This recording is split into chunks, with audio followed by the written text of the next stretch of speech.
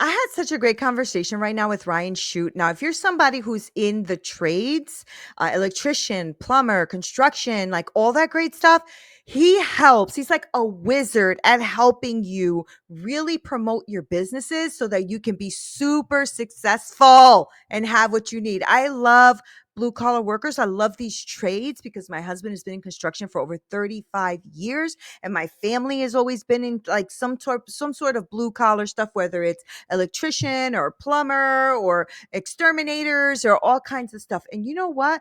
Those trades are like so viable right now. And people really need these trades, like for real, for real. We need you.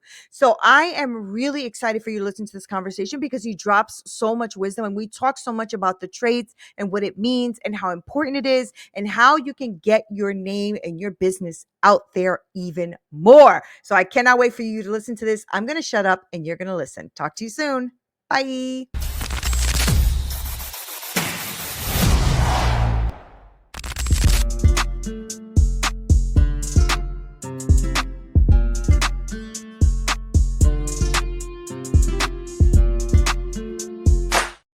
What's up, y'all? This is Neena Perez. What's up, Straight Talkers? I just wanted to say thank you so much for hanging out. You guys are freaking killing it. I think we're like at 130, 140,000 downloads. I don't even know what it is anymore because you guys are freaking awesome. And so I love that you're here because I know that you like listening to real conversations about real life and business. And that's how we do, right? Today, I am so thrilled to introduce you to a powerhouse in the world of strategic marketing and small business transformation. This is Ryan Chute, y'all. Y'all better say hello, okay? Knowing he is really, really known as the secret weapon for business and really helping them rise above the noise. And what I love when I was reading all of his like bio and everything else is that he helps countless entrepreneurs and small businesses punch above their weight. You know what I'm saying? We're talking about boxing here, Ryan. That's what we're talking about. So Ryan's transformed his story into grit and resilience and unwavering commitment to success. So if you're looking for a breakthrough, y'all better listen up, okay? We're going to make an impact today, okay? And defy the odds on what it means when you own your business. How do you defy the odds? How do we cause some action-packed things going on in here? So Ryan, welcome to Straight Talk. How are you? Fantastic. Can't wait. Good. Good. I know I have a lot of energy. Just bear with me. All right. It's the Love it. ADHD, Ryan. It's the I love it. ADHD. It's all I can do. You bring it. So, Bring it, bring it. so I am really glad you're here. I love speaking to experts in their field. I love speaking to people who really know what they're doing and help our people who are listening move the needle forward.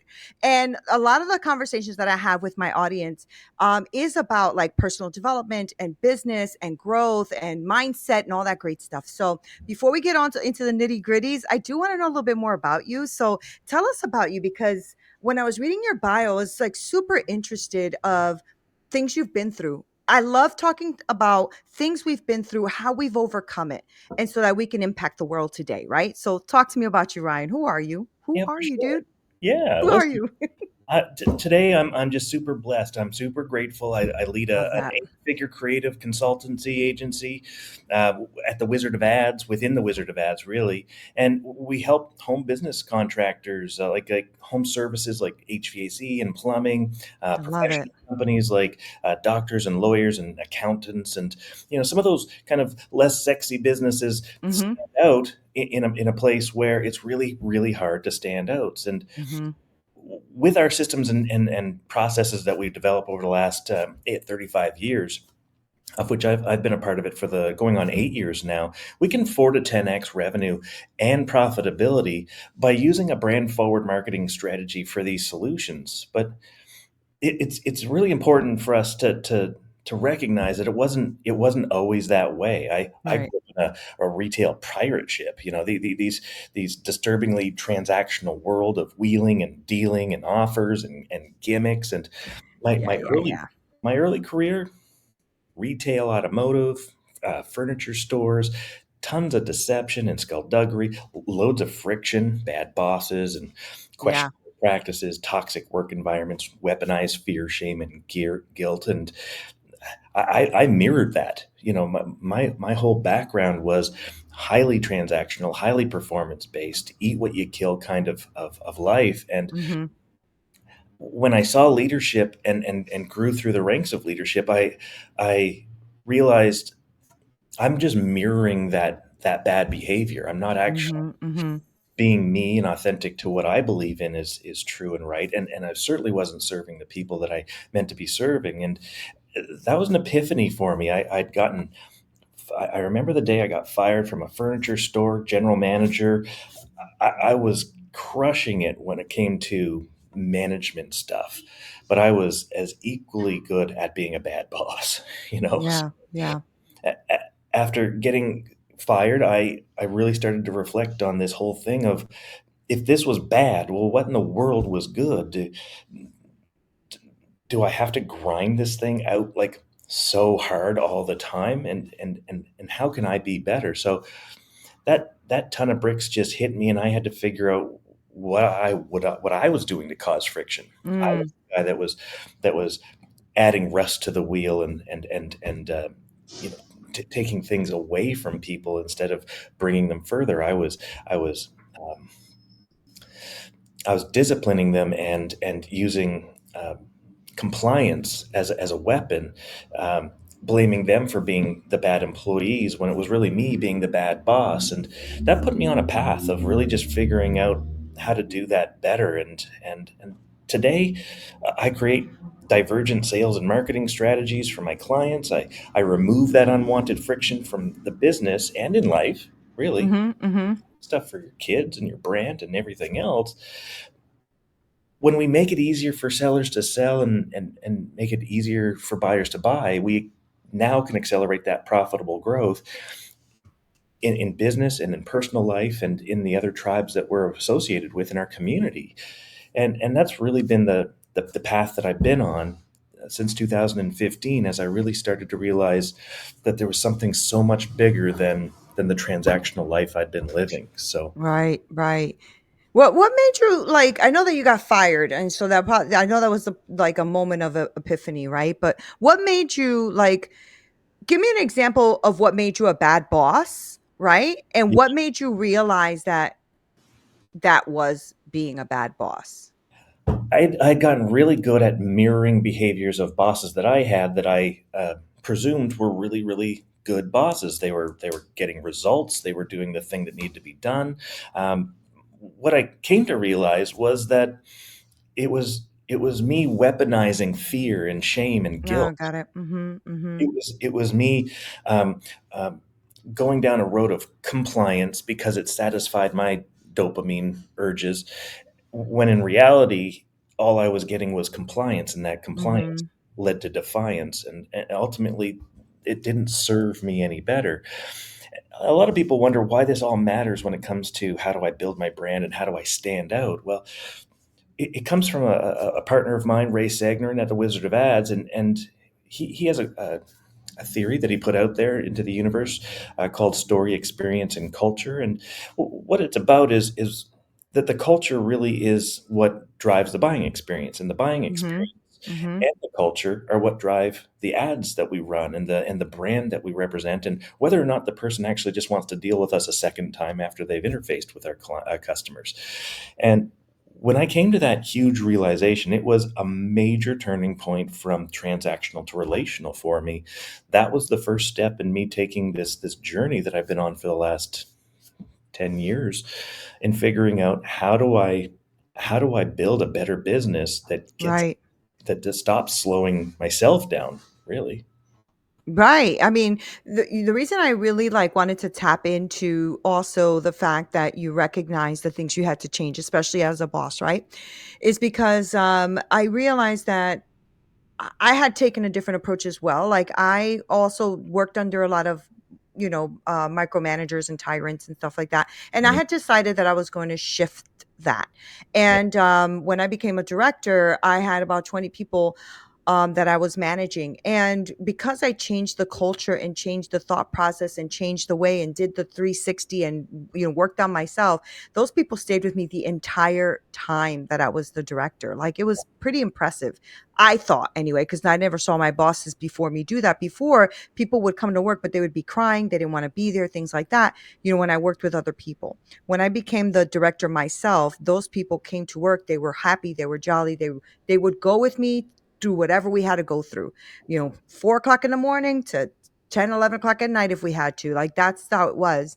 And so that's why I wanted to ask you that, because I think a lot of people who are thrown into management positions, and I say thrown because a lot of times people are amazing at sales. They're like amazing. And then they think because they're amazing at sales, they'll be great managers. And Yeah. then they put them into these management positions and they're not great managers. They're just great at sales. They just haven't had like teams to manage, right? And Yeah. so I'm glad that you guys have shifted and that you're taking a different approach. And I know that when I was reading your bio, that you're known as the secret weapon for these small businesses, right? And so what I want to know is, what are some of the most like overlooked strategies that some of these small businesses can use to create bigger impact and stand out, right? Even what a lot of these small businesses that you're talking about right now, I love that, right? That those are blue collar workers, right? And I love that because my husband is construction, has been in construction for like 35, 40 years, never marketed himself. He's always been a word of mouth type of guy, Yeah. right? But when that happens, sometimes they stay small Yeah. for a long time because that's all they really have known is like this person knows this person and so on. So can you like break that down a little bit for me as the secret weapon, right? What are some of the most overlooked strategies that these small businesses can use to create bigger impact and stand out? Yeah. Oh, I love this question. This is like I'm in my world here. Um, the very first thing that I would want to put out to the universe is that there's an awful lot of research that's been out there that is completely disassociated with business and um, growth and all of these kind of businessy things. They're much more in the sociology world, the anthropology world, sometimes the psychology world. Um, where the missing gap is in a lot of those is that a lot of these disciplines rarely talk to each other, so they fail to pay attention to the Mm-mm. biology of things. And uh, when we start going down these rabbit holes, here's what I discovered. The real fundamentals of trust, the real things that have you stand out and throw the signals that you're looking to throw, start with one major powerful thing, and that's empathy. When we lead with empathy, that is the very first thing that our customers are looking for. That's the thing that the customers are saying, hey, are these people going to club me over the head in this cave when I fall asleep, or are they going to be trustworthy? Right. Once they've ascertained that you are empathetic, and it always has to be empathetic first, then they're going to move into competent. Are they able to hunt for that game and feed me? Are they going to be good hunters or bad hunters? Are they going to be good gatherers or bad gatherers? And this still evolves into today, right? With salespeople, with partners and spouses, what we're trying to teach our children, which tribes we choose to associate ourselves with, both as an employee, right? I want to work for the company that's going to get me the leads and give me a system that makes it easier to acquire the things that I'm looking to acquire. Equally as much as a customer, I'm looking for the place that is not going to charge me for their inefficiencies, that they're not going to be a company that serves themselves before they serve me, that are companies that are willing to do something inconvenient for my convenience as a consumer. Mm-hmm. So it goes well beyond the table stakes of money, energy, and time. Money being the predominant one, cheapest price, best pay, whatever the case might be. So empathy and competence are the two key ingredients to trust, right? When we build trust and we have that established trust, the customer makes the decision that they're going to give us a chance, not buy from us, but give us a chance. Just like the lovely person that we went on a date with for 3 or 4 dates is going to give us the chance for another date or to take things further from an intimacy standpoint. No different than the kid who's listening to the pastor at the front of the church, deciding whether or not this whole religion thing is for them or not. Uh, all of these things are true no matter what the atmosphere or environment is. They're different for different reasons, but they're all anchored in the same core things. So now we have the decision that we're going to do something. Now it's our job as a business to deliver a convenient way to say yes, a convenient way to buy, right? And to deliver convenience both before, during, and after the sale. Right. In whatever that sale is, be it an exchange of goods and services, be it an exchange of ideas, buying into the idea that making your bed is a good idea, or that marrying me as a potential mate is a good genetic choice. All of these things feed the same world: empathy, competence, convenience. Mm-hmm. Those three most fundamental anchors that we need to get right if we're going to stand out. The second thing ends up being around how do I want to approach this? The second thing that we have, so we've got empathy, competence, convenience. Now we're trying to figure out how we're going to stand out. And Right. Right. what we often deal with is we've got all of these super cool things that we do. We do maintenance, and we do service, and we do replacements, and we sell all of these products, and we sell all of these warranties, and we have all of these really talented employees that all do special things for us. And I'm going to pick on home services because that's the easy one for me to pick on, because it's something that everyone kind of knows. Yeah. But they have all of this stuff, and what they end up getting is, imagine a milk crate, and it's filled with tennis balls. Now, if I took that whole milk crate and I just kind of chucked the whole milk crate at Nina, Nina would be like, "Whoa!" And you might Right. get one, but there's a pretty good chance that you're just going to get pelted with a bunch of balls, and they're going to fall away to the side. But what if I just took one of those tennis balls, the best tennis ball, the bounciest, greenest, fuzziest tennis ball that there was, the best tennis ball you'd ever seen in your whole life, and I just threw that tennis ball at you? Pretty good chance you're going to catch that tennis ball. The idea here is that when we try to be all things to all people, Yeah. we're never going to be anything to anyone, because no one feels like we're speaking to them. Right. But here's where it gets interesting. A friend of mine, her name's Raji. She's this absolutely beautiful human being of a person, and she's very gentle and soft, and a bit mousy, and kind of invisible. And she goes, "I want to help everyone, Ryan. Who do I help?" And I said, "Well, tell me your story." She told me her story. And of course, her story is about a woman coming from India over to America and finding her way, and dealing with some of the challenges that come culturally from India, and how to fit in culturally in a new space, in a new world. And I said, "Raji, it's really, really easy. You need to speak to you. You need to speak to the 500 million women that are all feeling the things that you're feeling right now." I love that. Right? Yeah. And you know who's Mm-hmm. interested in those conversations? People like Nina and Ryan and Mm-hmm.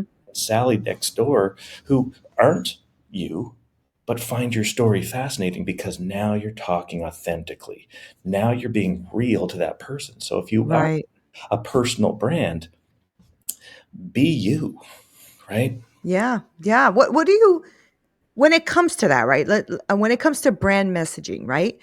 What do you think is like, or what have you seen, because you've been doing this for some time? What is the most common mistake that you see all these small businesses make, right?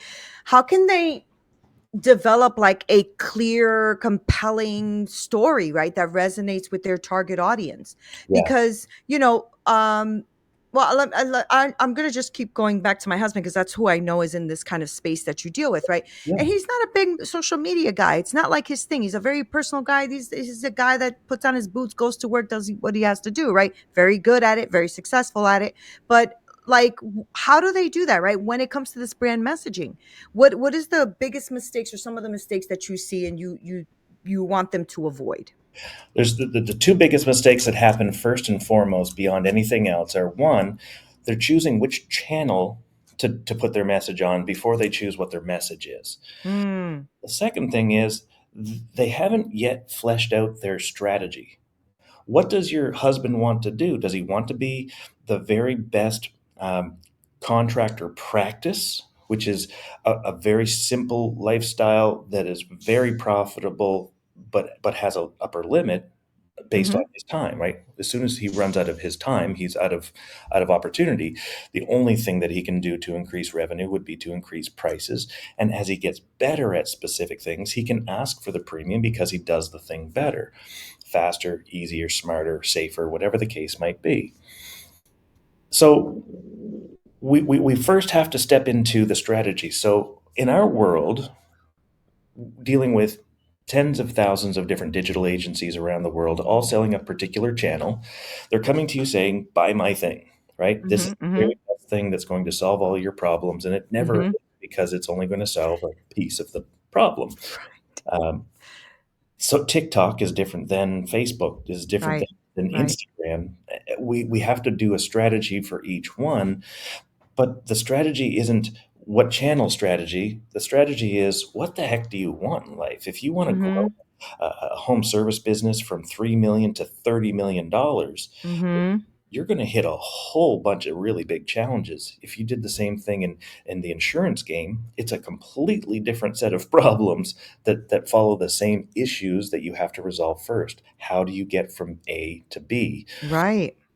So once we figure out the strategy and the ambition and what we can actually do, very often people are more ambitious than the length of their shadow, right? They're not tall enough to ride the $30 million business ride yet, right? But when we played Super Mario Brothers when we were kids, we also didn't go from level 1.1 to level 10.9 in, Right. Right. in sitting. We smashed through 1.1 a bazillion times and got killed by the guy and the lava and everything else, Right. until we figured out how to get past those pitfalls Right. and bottlenecks. So we have to do the same thing in our business. And it's really about a lot of what you talk about on your podcast consistently: the mindset, the strategy, and the Right. implementation. If we don't layer those in sequence, in the order of operations that they need to come into, um, first you have to have a viable product. Some people build a minimum viable product, and some people build an above minimum viable product. And depending on the marketplace, that matters more or less. Then we have to figure out how that we can scale that past ourselves. Then we have to allow ourselves to get out of our own damn way. Yeah, yeah, yeah. Exactly. Yep, yep. Exactly. So And tell me about how you work with these small businesses, right? Because when they're in this digital landscape, right? A lot of them are now getting in that, I see a lot of like now ads and stuff like that of people really starting to get into, which is good, which is good. Because like you said, it's not the most sexiest jobs in the world, but they are 100% necessary. yeah, And and something that is becoming less and less maybe attractive to this generation, right? Where they're not actually going out there to do, HVAC and construction and stuff, which I think are very admirable positions, very amazing jobs, and everybody needs them. We do. We need them, right? oh, But how do they how do okay, so somebody's listening right now, they have a small business, they're like, "You know what? Ryan's right. I need to get my act together. I got to get into this." So, what does that look like to work with you and your organization? Like, what is the outcome of what you do for them? Nina, I think you just kind of nailed it right on the head here. There's an awful lot of people that want to get to the result and have this big life as a digital marketing master making millions of dollars Right. on a beach in Bali, when the reality of it is that that's 1% of the population of this Right. earth. The chances of you being successful at that and winning that game and standing out are incredibly low and next to none. Most often, you're going to go work for an agency who's going to underpay you and overwork you, and you're going to grind it out until you get sick enough to do it yourself, and then pick up a few clients, enough time that you're going to give up and go back to a big agency where they're putting in a lot of energy and money into drawing people into that space. Mhm. Mhm. Now, that's not to say that's for everyone. There's lots of people who are going to be super successful in doing what they do. And certainly lots of people who are listening to this show already have a different mindset to move their money faster and to do those things. But we also have this huge opportunity in the trades. Yeah. It's a monstrous opportunity for Mhm. who are underprivileged, who are looking for opportunity, that don't have the money to go to college, that absolutely deserve to make six figures and millions of dollars by growing Mhm. the trades and becoming business owners. And that's really what I see happening here. So in my core business of Wizard of Ads, that the agency that we're running for home services and professional services, we're first building their strategy, figuring out what it is that you're actually trying to achieve here. We then find out what matters and stands out with this company. Even though they're an ugly duckling company, they absolutely have the opportunity to do something that symbolizes empathy, competence, and convenience, right? That says this is the thing that we do, the thing we stand for, the North Star, the hill we die on, that makes us special, and that represents everything that we do. Mhm. That way you don't have to tell everyone that you sell chicken McNuggets on every friggin' call that you're, every ad that you run, everything that you say. It doesn't have to always be, well, we do chicken McNuggets too. We sell burgers, but we're chicken McNuggets. Doesn't matter, right? Yeah. People will know that you sell chicken McNuggets when you just get them to think I'm loving it. Right, right, right. And ultimately, I made those references because I know that I never even had to say the name of the company, and pretty much everyone on this Yep. podcast is going to know exactly what I'm talking about. Mhm. That's the power of branding. Right. It is. It So is. that happens, and it happens to be true in your personal brand as much as it's true in your business brand.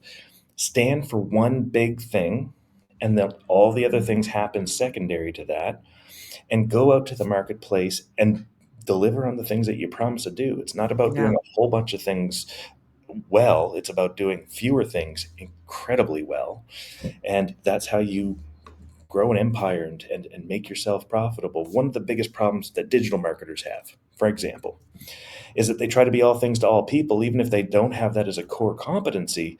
They're like, oh yeah, no, I'm good at that and that and that and that and that. And then they go find somebody on Fiverr to figure it out. That's not how to do this well. It's That's right.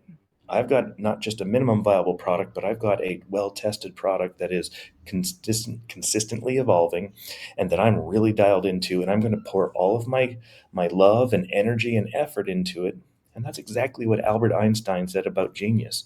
It's not that I'm any smarter than anyone else, it's that I spent more time with this problem than anyone else. If you want to be a genius, a guru, and somebody that people see you as an expert at, pour more of your soul into that and Yeah.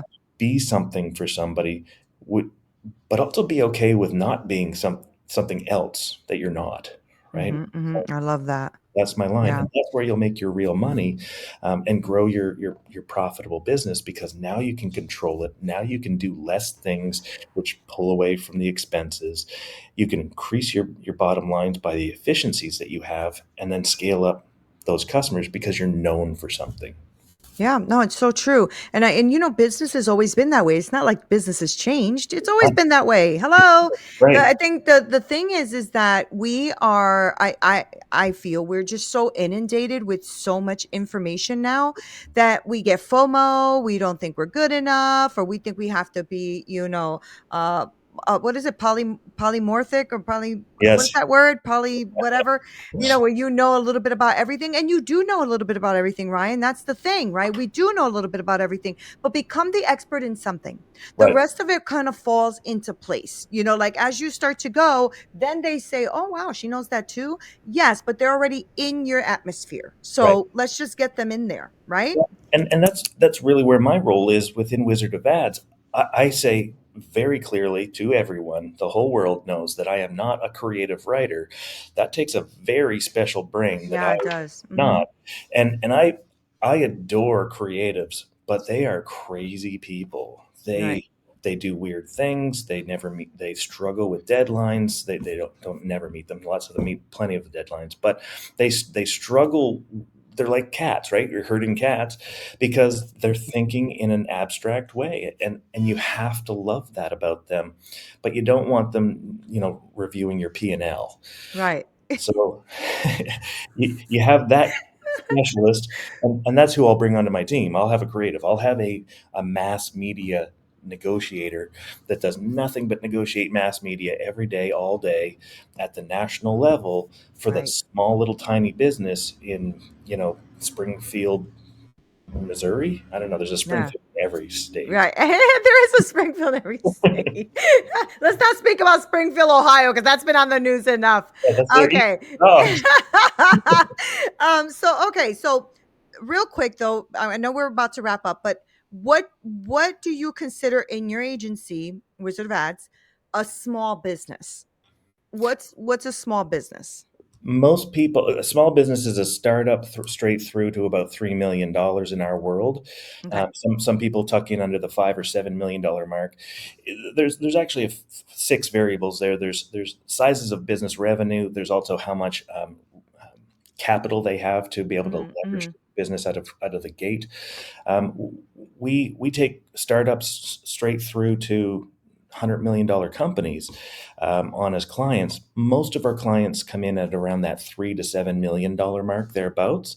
The second group of people that comes in are typically dancing in that 20-ish million mark, where they're really trying to bust through those those next layers, because the digital marketing has kind of hit the ceiling, and they Mhm, mhm. can't tap any more natural demand in their markets.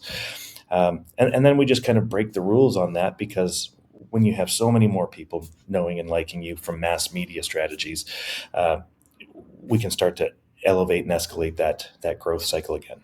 That's awesome. Okay, great. So, for those who are listening, I don't want to let you go though without knowing how they could even contact you, right? Because like I said, and you agree too. Like these trades are important. These businesses are important, and I do want to see them more out there because I think they should be.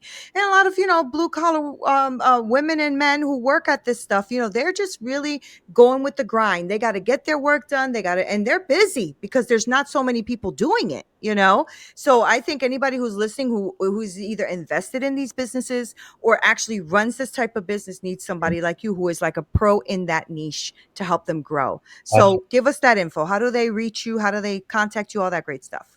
Well, there's three easy spots. All of my socials are Wizard Ryan Chute, so you can find me pretty much at any one of those social platforms under that handle. When you go into my personal brand, it's all ryanchute.com, and everything that works in the services industry, so professional Mhm. services and home services, residential home services in particular, it's wizardofads.services is the URL. I love that. Thank you so much, Ryan, for coming on here. Seriously, this is a great conversation. I love learning about like all this, the intricacies that go into like really building a brand and building a business and especially when you are a small business because let's be real, everybody's right now either getting into or thinking about getting into entrepreneurship or building their own thing. And one thing I love about what you said too about like underprivileged, maybe people coming out of schools or colleges or stuff like that can get into a trade like this and literally can blow this up because right now this is the game, honestly. And I don't think people talk about that enough. Like some people aren't made for college, don't care about college, don't want to go to college, and that's okay. Go to a trade school, get a trade, do it for a few years. Become a pro. I'm telling you, you can make a ton of money. When my husband tells me what they charge for putting in an AVAC and all that kind of stuff in the homes that he's building, I'm like, what? I'm in the wrong business.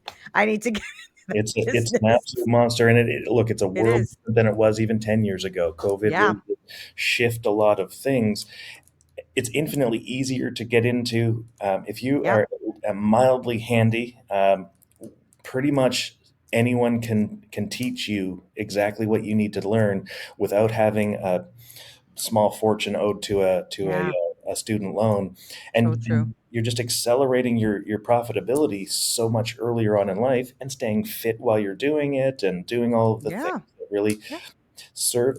The thing that I love about home services, I was in the Canadian military in my early career, and uh, getting shot at for a living didn't appeal to me Right. so much as making good money. Um, but an awful lot of people are entering into the Canadian and American militaries. You're providing a same level of service to the American and Canadian population, being an HVAC technician, a Yeah. plumber. Uh, Arguably, plumbers will save more lives than any doctor will ever save in their lives, Yeah. because of the impact and influence they have on the water supply. Yeah. This is a big deal. Essential service providers is a very proud, very honorable position. It is. Pays you incredibly well.